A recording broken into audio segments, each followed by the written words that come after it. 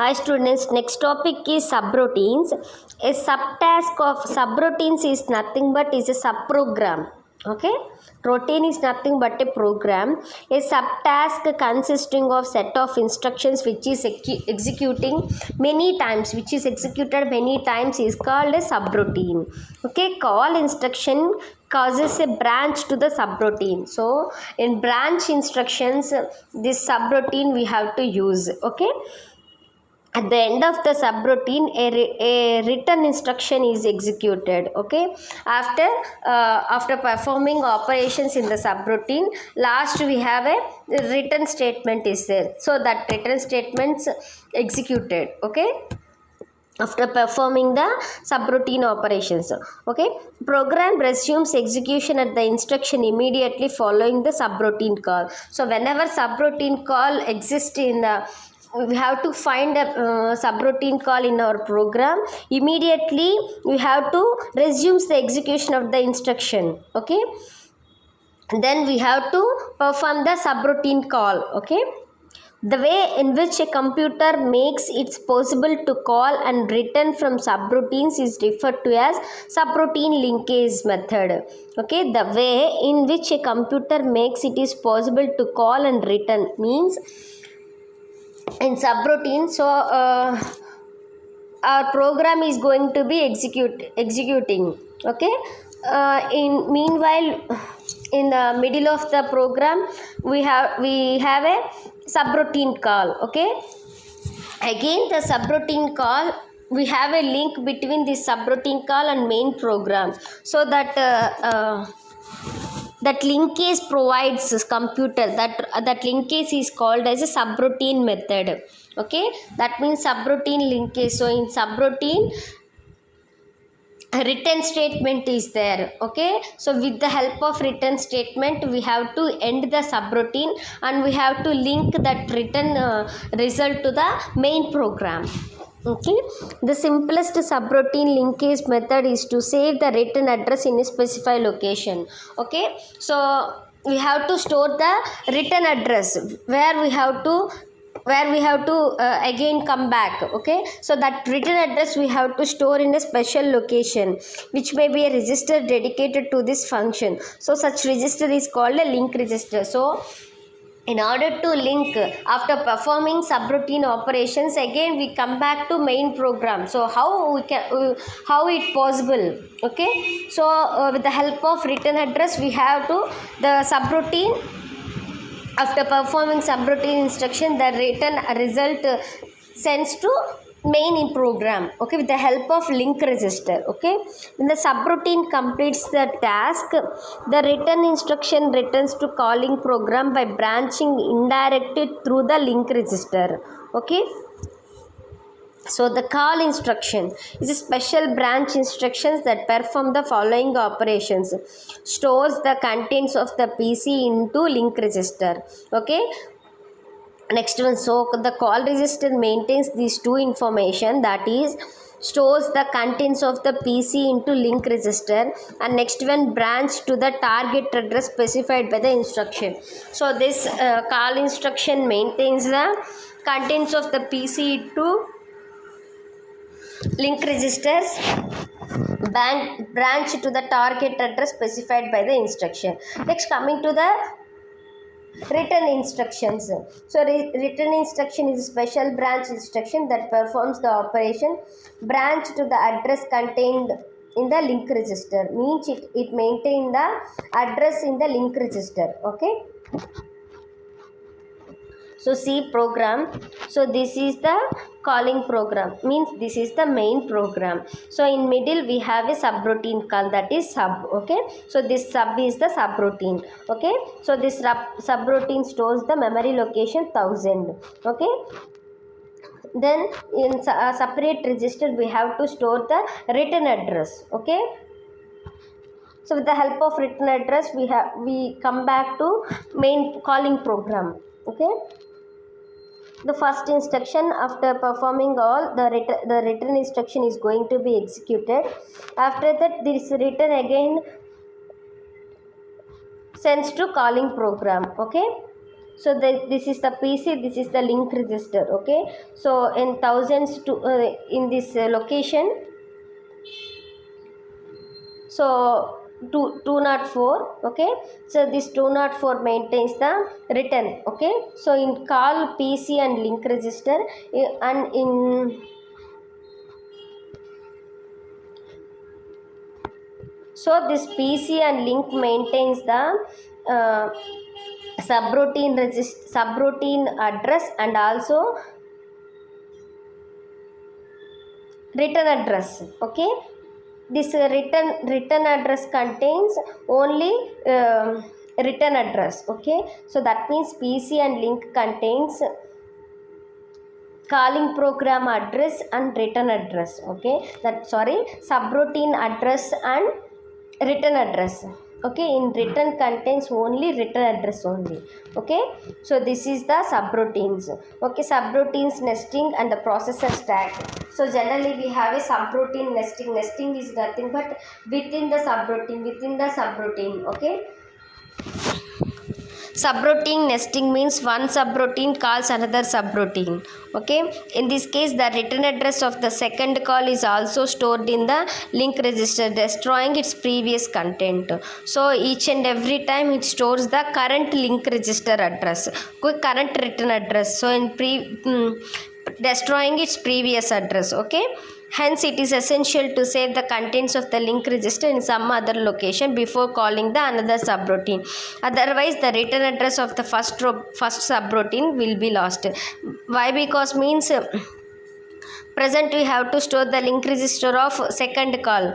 In previous data we are going to be destroyed, so that's why each and every time we have to store the address in some other location. Okay, subroutine nesting can be carried out to any depth. Okay, so eventually the last subroutine called completes its computations and return to the subroutine that called it. After completing the all subroutines, okay, again the it returns to the subroutine that called it. So again it returns to the calling program. Okay, so the return address needed to the first return is the last one generated in the nested call sequence. So that is, return address are generated and used in LIFO for order. That means whatever the last entered, last in first out, whatever the last entered, that is going to be first executed. Okay, this suggests that return address associated with the subroutine call should be pushed onto a stack. A particular register is designated as a stack pointer to be used in this operation. Why? Because means here we have to follow the LIFO order, means we have nested subroutines. So in subroutines, whatever the last subroutine is there, that subroutine is first executed. Okay, so there's a stack pointer points the last subroutine. Okay, so SP is used to point the processor stack, and call instruction pushes the content of the PC onto the push processor stack. So return instruction pops the return address from the stack pointer into the PC. Okay, next, parameter passing. So the exchange of information by a calling program and a subroutine is referred to as a parameter passing. Okay, the parameters may be placed in registers or memory locations where they can be accessed by the subroutine. So for easily accessing purpose, we have to use parameter passing method. Okay, alternatively, parameters may be placed on the processor stack used for saving the return address. Excuse me. Following program is the adding of list of numbers using subroutines with parameter passed through registers. So see here, R1 serves as a counter. Here R1 works as a counter.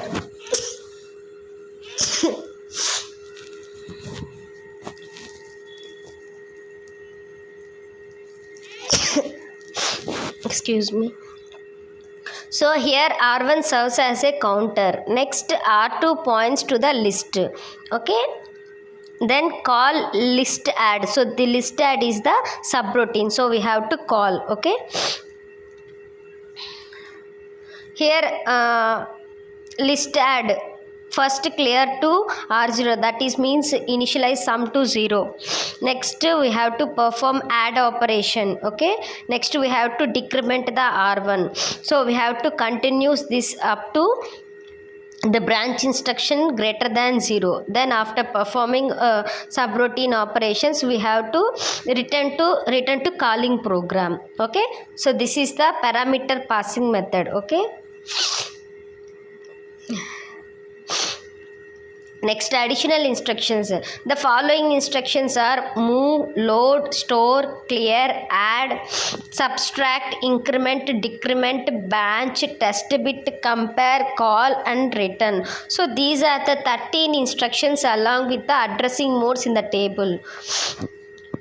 So to allow write routines to illustrate machine instruction sequencing, including branching the subroutine structure and the basic memory mapped input and output operation.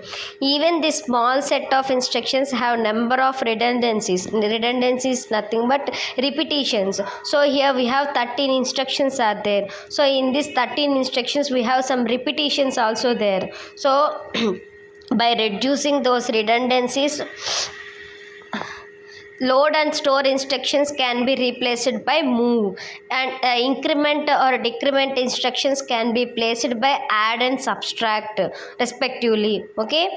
Clear can be replaced by a move instruction containing an immediate operand of 0. Okay. So there are only 8 instructions would have be sufficient for our purpose. Means in previous we have 13 instructions are there. In 13 instructions we have redundancies are there. So by replacing we got 8 instructions. So but it is not unusual to have some redundancy in practical machine instruction sets. That means in practical situation, this redundancy is not means this reducing this repetitions is not possible. Okay. In some simple operations can usually be accomplished in number of different ways. Okay. So in this discussion we have discussing logical instructions. So logical instructions means logical operations such as and, or, and, not. Okay, applied to individual bits are the basic building blocks of the digital circuits. Okay. Next, coming to shift and rotate operations. So we have shift operations and logical shift is there. Okay, and arithmetic shift is there. Okay. So shift instructions is shifted an operand by bit towards left side or towards right side. So we have shift operations. Okay, we have a shift left is there, shift right is there. Okay. There are many applications that require that bits of the operands to be shifted right or left some specified number of bits positions. Later in second unit we will discuss the how we are going to be perform arithmetic operations on binary numbers. There we have to discuss the shift left operations or shift right operations. Okay. For general operands we use logical shifts. Okay. So logical shifts, two logical shift instructions are shifting left and shifting right. Okay. Then arithmetic shifts are there. 2's complement binary number representation that shifting a number 1 bit position to the left is equivalent to multiplying it by 2, and shifting it to the right is equivalent to dividing by 2. Means shifting a number 1 bit position to the left means here we have to multiply by 2. In arithmetic shift, shifting 1 bit position towards left means multiplying by 2. Okay. shift towards right side means dividing by 2. Okay, then we have a rotate operations. In shift operations, that bit shifts out of the operand or lost, except for the last bit is shifted out, which is retained in the carry flag. Means we have a rotation. So this is the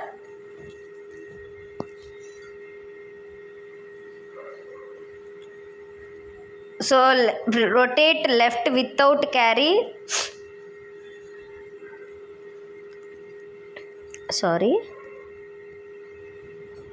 Rotate left with carry. So here 4 possibilities are there. Rotate right without carry, and rotate right with carry. Okay, this is the rotation operations. So for this